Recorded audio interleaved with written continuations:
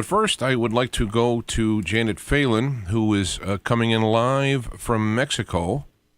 She comes in weekly or thereabouts, giving a report on things that she has seen through her eyes, reporter eyes. And she writes stories for, I should say articles, stories might be invoked as fiction for I'm going to put this on the webpage right now. We have the, let's see, the News and Outlook. I get it mixed up as journal-neo.org. And if you put in Janet Phelan in there, you will see her articles. The one where we're talking about is what in the world has happened to the American people? And welcome to the show, Janet. You got to take. Thank you. Thank you, James. Nice to be back on the show. While you were talking there, I'm going to get your screen set up. So fill us in how things are in your neck of the woods. Well, tonight we had the menorah lighting for the first day of Hanukkah in the center square of San Cristobal de las Casas. There is a Jewish center here, and we have a lot of Israeli tourists who come through, and a lot of them showed up for the menorah lighting. Interestingly enough, the center square basically is comprised of the area in front of the municipal building, and then across the street there's the area in front of the cathedral. And the Jewish community is banned from lighting a menorah in front of the cathedral. I found that interesting. So we yearly, on the first day of Hanukkah, and maybe even afterwards, we do this in front of the municipal building. So I'll have pictures later, and we'll put them up on Facebook. And I think it was really a very heartwarming event. Well, Hanukkah is a festival of lights, and I it's interesting to me how both the Jewish and the Christian traditions have a big celebration in the middle of December for the dark, cold times. We have lights and hope. Well, as far as I can understand, historically speaking, now I can't speak for Hanukkah, but for the Catholic Church, basically it is the putting of Christmas where it is the Roman Catholic attempt to compete with the heathen holidays on the 21st, having to do with the equinox and whatnot. And so it was kind of moved there. Historians have kind of put Jesus' birth in the spring sometime. But basically, just like building cathedrals down in Mexico, right on top of those pyramids, they're going to put that right over there. So that's kind of how that all happened. Get the mute off. I was looking today at the cathedral at Santo Domingo. Every barrio in San Cristobal has basically its own cathedral, and there was a group of French tourists, and their guide was talking about the cathedral and giving notice to its different sorts of aspects. And I took a good hard look at the Santo Domingo Cathedral because I'd never really looked at it too closely. And as I have found in so many Catholic churches, on the facade, on the front, were dragons. What do dragons have to do with Catholicism? I mean, they are so pervasive. If you go through Europe and look maybe at the cathedrals in Italy and France, you'll find these, gargoyle-type dragons sort of represented on the front of churches. And lo and behold, here in the Santo Domingo Church, they did as well. Found it interesting. Yeah, the whole concept, as I understood, of gargoyles is they're supposed to battle evil, and they look kind of evil themselves, but apparently they're of the same kind of battle-hardened stuff, only for the light. So it's been written. I don't know. Oh, I'm not so sure about that. These weren't what I saw on Santo Domingo weren't exactly gargoyles. They were There were a lot of carvings, kind of bas relief on the front of the church.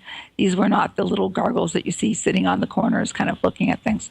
It was, two of them sort of center stage as dragons. Yeah. Well, Dragons, winged dangling. Interestingly enough, I was in Turin, Italy, a number of years ago, and there is a church, I believe it's called the Church of the Dome, if I remember correctly, in Turin, that was built upon an old pagan site. And there was excavation going on at the pagan site, and they had unearthed certain carvings of these dragons, and then you look at the more modern church, and they've got the same dragons.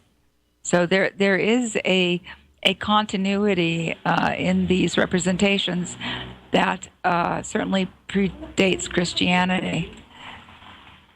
Go figure. Yeah, well, I'm looking at it. What does it all mean?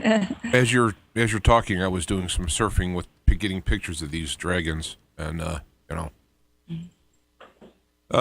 course, the history that we have, we being human beings, not we being any particular segment of it, is put together by those who say it's the history.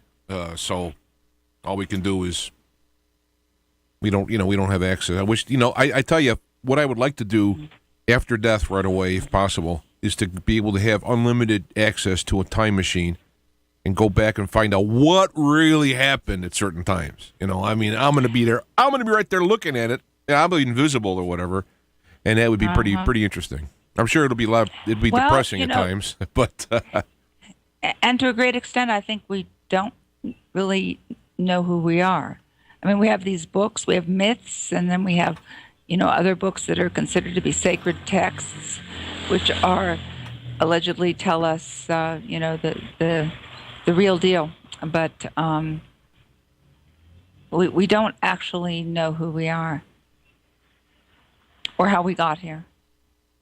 So it's been written in the song "Last in Line" by James Deal. I use it as a bumper a lot of times. We'll find out if we're evil or divine. We're the last in line to find out really what happened. You have all this hoopla from various people saying what it is, but we're going to be basically the last ones to find out. So anyway, not detracting from what you were going to talk about here. No, this is all good stuff. We're talking about, as you just said, we'll find out who we are, what we are, good or evil. To some extent, my most recent article on New Eastern Outlook is on the front page right now, entitled "What in the World Has Happened to the American People." This article deals to some degree with the spiritual crisis going on in the United States now, although the words spiritual crisis do not appear in the article. The article is framed, in a sense, looking back at the Vietnam era, when there was all this protest and people were in the streets and marching and mobilizations on Washington, and wondering, the question that the article poses is, what has happened to the American people, because they're so quiet now. We certainly have more mobilizations, military mobilizations going on now than we did during the Vietnam era, yet the American people are curiously silent. Quiet. We'll say quiet, not silent, quiet. So this is the question posed by the article. And this could be seen, in a sense, as a spiritual question. Why are we not rising up against situations? Having been old enough to have noticed these things in the 60s and 70s, I wondered myself, because when Vietnam came around, the government didn't get a pass. Oh, we're going in there to take care of communism, and people would, there was a lot of people that didn't disagree. I mean, institutionally, it was a disagreement with schools, the press, other politicians, and the people in charge. Granted, you had a lot of people who were knee-jerk, what are you, a pinko commie type comments and all that, but you had people in the Army standing up, a lot of very notable, famous, and very unfortunate incidences where people refused in the Army are now spending life in prison because of it. But there was that kind of conviction, and it seems now that all we have to be told is, and I'm saying we as a general populace, all we're told is, well, these guys are bad over there, and we got to take care of them. And they okay, And so now, now I find myself in the incredible position of being old enough to remember the Cold War. It's like, here you have Putin coming out, apparently, on the surface anyway, taking like the moral high ground here. It's like, huh? How did this happen? I'm watching RT to get information, even Pravda, because our media is not recovering things. And I'm listening to the president of Russia to find out about things going on as opposed to our own president. And it's like, I don't know. Right. Bizarro world, I guess it was. A Superman and Seinfeld, I guess. Well, up is down, right is left, black is white. What in the world is going on? The recent article that I wrote for New Eastern Outlook entitled "What in the World Has Happened to the American People," is basically looking at our docility and our passivity from two different perspectives. One has to do with the drugging of America. And there's a lot of information in the article about the prevalence of prescribed psychiatric medications. Can I just read a couple that I wrote down here for you? Oh, sure. 1 in 5 Americans are on some type of psychiatric drug. All right, and you have it documented in there with the where this information comes from. 1 in 10 are on antidepressants. 21% of Americans women are on one type of these drugs. The use of these drugs are up 300% in the past 10 years. 10% of the kids are being diagnosed as ADHD, 8% of which are on Ritalin or one of these other drugs. I mean, that's huge numbers. Yeah, actually, the article itself breaks the drug use down to what percentage are taking antidepressants, what percentage are taking people are taking anti-anxiety drugs, what percentage are taking antipsychotic drugs, and goes through some of these numbers. In some, interestingly enough, there was a report that looked at some of the drug usage in different areas and found, for example, that in Alexandria, Virginia, 2 in 5 residents are taking an antidepressant. That's, I think there must be a lot of upset people out there in Alexandria, Virginia. So people are turning more and more towards these helpers, Mother's Little Helpers. Remember those? One of the interesting things about these drugs is that many of them contain fluoride. Now, we know what fluoride does, don't we? I think most people listening to this show will know what fluoride does. Fluoride was first used as a calmative agent to keep people docile and passive. They fluoridated the water in the concentration camps to keep the residents down, right? So not only do we have issues with fluoride being put into city water, but we have these psychiatric medicines, which also many of them contain fluoride. And there is a link in the article that will take you to a website on I think it's called the Fluoride Toxicity Research Collaborative, which will give you, lists of which psychiatric medications contain fluoride. And believe me, there are many. So this is one of the aspects that the recent article looks at concerning the docility of the American people. The other issue that is looked at is more of a psychological reaction, sans drugs. There is a phenomenon that has been, I guess, noted ever since Freud, or since Anna Freud, actually. I think she was the first Freud's daughter, to discuss a phenomenon called identification with the aggressor. In popular culture, this is sometimes called the Stockholm Syndrome, where you have maybe someone who's been captured by a kidnapper, a terrorist, or something, and then ends up supporting and protecting the aggressor. And if you look at this phenomenon possibly as playing out on a societal level, which is what this article of mine is looking at, are so many of us now basically protecting an out of control, aggressive, and brutal government because somehow it feels safer to do that.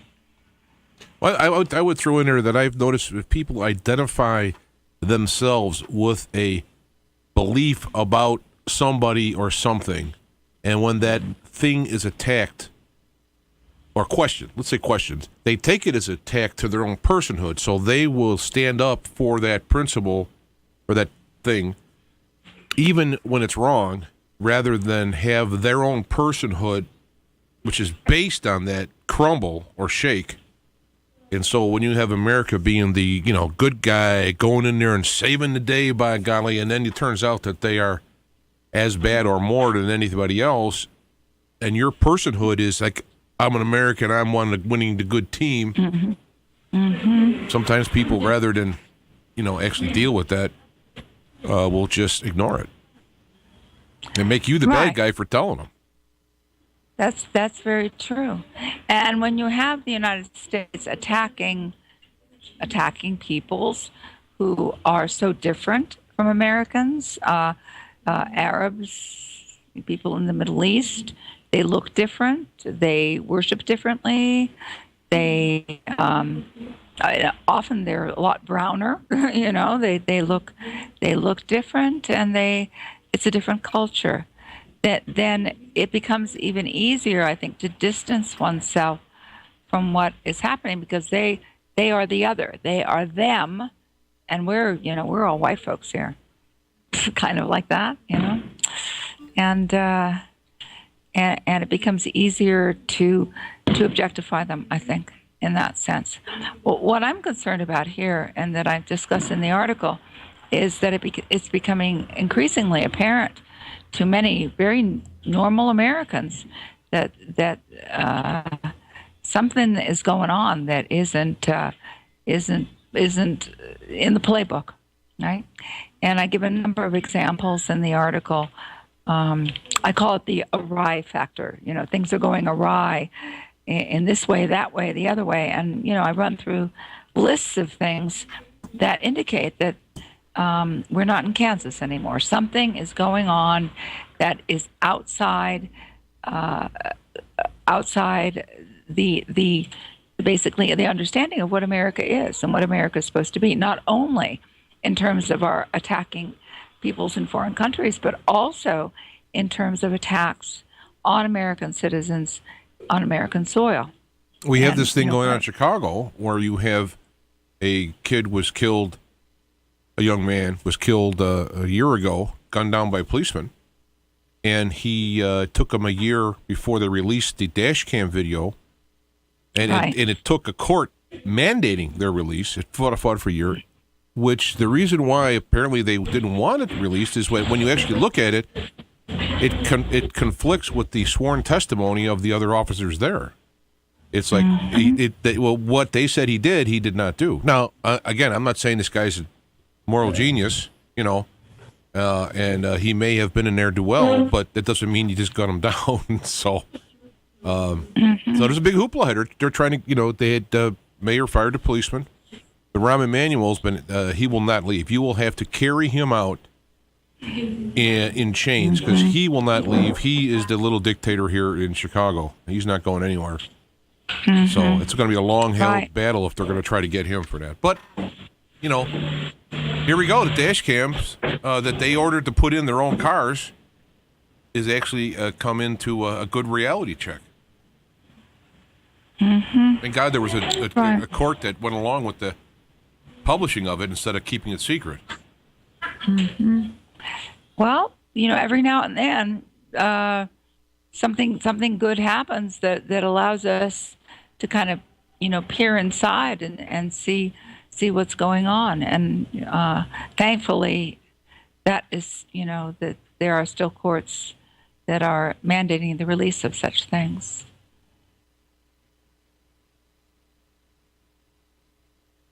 Whoop, did you freeze? Wow, that was good timing. The actual lost a connection just at the end of her sentence. Well, we're automatically getting her back, and so that should be here momentarily. So it's a big hoopla. Is they're walking up? They got the mayor fired the police chief. Kind of threw him under the bus. And I'm not saying he didn't deserve it. I'm just saying that. And now they're looking at the prosecution department, the Secretary of State, a little bus throwing there they're trying to do, and she's hollering. And so, we're back. There we go. Okay, I don't know what happened. I was talking for a little bit, then I realized we weren't connected. What I was saying was that one of the things that the article goes into is the number of police killings of U.S. citizens that are going basically unprosecuted. And this is, a strong indication of something not quite right.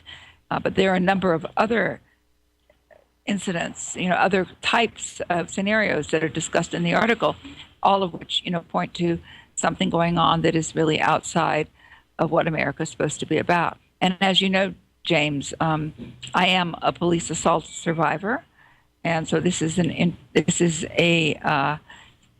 scenario that I have deep concern about, and it's what happened to that young man in Chicago. The police in Long Beach, California, have never admitted to any wrongdoing in the assault that basically put me into a coma. Yeah, well, they're not going to admit it because right. They don't want to go to prison, Well, who'd put the... Yeah. The evidence that I have concerning the assault is overwhelming. And when I survived, and one of the first things I attempted to do was to contact Internal Affairs to make a report. And I was told, Janet Phelan, you're not allowed to contact Internal Affairs. So, this is just me. I just want to say, how many times has this scenario actually duplicated itself? I'm fortunate in that I have a voice. I do appear on the radio. I write articles. And so in that sense, I have, a skill set which allows me to put this scenario forward. How many people has this happened to who don't have that skill set and don't have that opportunity? It's a disturbing question. So basically, what the article is on another level, what the article is trying to grapple with is a spiritual crisis that has basically gripped our nation. Because if terrible things are happening to people are getting assaulted by police, wars are happening on entirely false pretexts. People are being, lawyers are being disbarred who are trying to protect simply their vulnerable clients in court proceedings, all these scenarios. And if this is happening and we don't get much of a peep out of the mainstream press and we don't get much traction in court, and the Department of Justice is doing like the three monkeys, see no evil, speak no evil, hear no evil, then what we have is a societal-wide spiritual crisis where abuse is being enabled because people who are in positions to speak out simply are not. And those in charge of speaking out in the mainstream are complicit. I mean, if nothing else, of having a closed mind to the possibility or, involved. And it reminds me of watching some of the movies I did. I about at the Post Germany. Spencer Tracy was in it, where you had these people were saying, well, the judge that was presiding was looked at as being the worst of them all because it was his job to protect the rights of the people. And I think as far as the news media, their whole job has been to be a powerful watching eyes and ears, and they have failed tremendously in that. Tremendously. I think, as I mentioned in the article, there are certain professions that have basically their finger on the pulse of the nation. News media, judges, police officers, all of these professions are, in a sense, pledged to protect people. You protect people by giving them information. You protect them by arresting the bad guy. You protect them by adjudicating cases fairly. And when we have all of these individuals who are sitting in these pivotal positions, basically covering up rather than doing their jobs, then you have not only an individual spiritual crisis with each one of these individuals, but it becomes actually part of the culture. And once it becomes systematic, and people have said this, and they said, well, you know how they are, politicians lie, or this and that. That's an acceptance of it. It should not be accepted. I mean, when a politician gets caught breaking the law or violating the public trust, their sentence should be double it should be terrible, because they've not only done the illegal thing, is that they've violated the public trust. They're supposed to be above that in character, and so rather than giving them a sentence in a padded room with curtains on the wall and all this stuff, they should be tossed right in to the middle of the mess with the hardliners, because they're worse than the hardliners, in my opinion. Right. Well, America is a work in process, and right now the process appears to have gotten rather dark as in obscured, non-transparent, and dark in terms of sinister. So I believe that there are those of us in the independent media who are attempting to do the best we can to shed light on the situation, and the story is still being written. I often say that people say, well, what good is it? No one's going to do anything. What good is it? I say you still got to do it just for I call it doing it for the tally books. You just got to do it because you can't be attached to the outcome, whether or not you're going to do the right thing or not. You just got to do the right thing, because eventually we're going to leave here. And doing the right thing is going to be part of our growth in becoming more holy, I guess, than simply saying it won't be worth it because I won't get a certain, That's I think YouTube's a great thing. People are producing music, I'm putting it out there, and they're not thinking about, well, if I can get a contract and I can play for millions of people and become a superstar. They want to create it, and they're sharing it out there, and people are donating back to them or what have you. The point is, you do that calling, and don't think about how it's supposed to turn out. Especially nowadays, it's not turning out too good. So again, you got to do the right thing. Well, all you can do is do the best you can, and how this is all going to play out is, like I said, it's a work in process. And we have an enemy. We have an enemy who is very powerful, who basically controls the mainstream media, controls the legislature, controls the judiciary, and controls the executive, and will stop at nothing to accomplish its aims. And when people realize that, the land of the free and the home of the brave has actually morphed into this kind of monster, well, they're going to be scared, and they're going to think first about covering themselves. And I guess the point that I'd like to make is that maybe we need to think again about how we engage this. Because if we engage this monster with fear and obedience, then the monster will only grow stronger. And we, on a spiritual level, will grow weaker. And I think that if we can, more and more of us can pick up the challenge and decide that,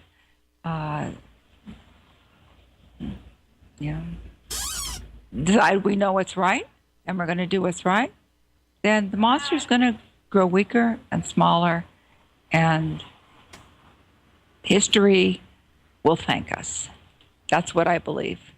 Well, I appreciate your work in dealing with the monster. In fact, if people would like, they can search the words the band Steppenwolf and Monster, 1970, that song came out. You listen to the lyrics, and you'd be just stunned at how they applied that. In fact, I had John Kay on Feet That Fire interviewing about that, mentioning about how amazing, or I guess sad, those lyrics actually apply today, probably more so than when they were written. Mm-hmm. And a lot of people have put together montages, which he sanctions. He says, "Good, do it," And they put together montages with what's going on in the world today. But again, I do want to thank you for your work. Oh, go ahead. There's another song. It's by U2. It's called "Peace on Earth," and it's got a very insightful lyric there. It says, "Who you are will overtake you. You become a monster, so the monster won't break you." And that may be some insight into, why people are doing what they're doing now. But I think that there is another path we can take, and I think that is the path to victory and to happiness. So, with that thought, happy Hanukkah, and I'm going to sign off for tonight. Alrighty. Again, appreciate your work, and you can find Janet at janetphelan.com.